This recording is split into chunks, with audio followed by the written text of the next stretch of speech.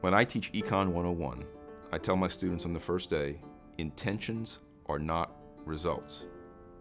The intentions behind the policy will not necessarily determine what the results of that policy are. Economists talk a lot about unintended consequences, and it's important to understand what we mean. One example of an unintended consequence that is exactly the opposite of the intention comes from the Endangered Species Act. The intention of that act is to enable endangered species to flourish.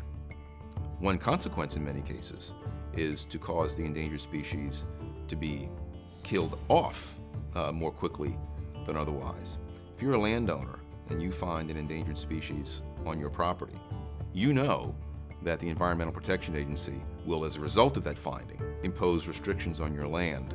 One consequence of those restrictions is it reduces the value of your land, what you can do with it, the price you can sell it for.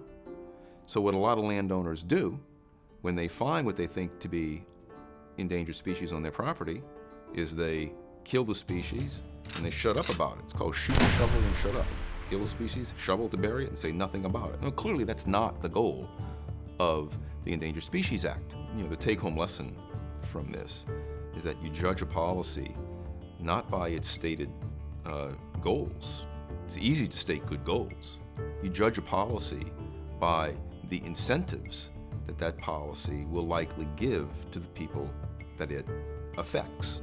Whether or not you believe in big government, tiny government, medium-sized government, it's difficult in many cases to trace out how the incentives will have real-world effects.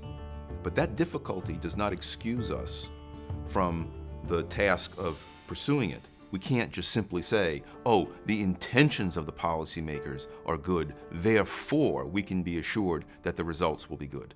That's cheating. We just can't do that. It's very bad public policy.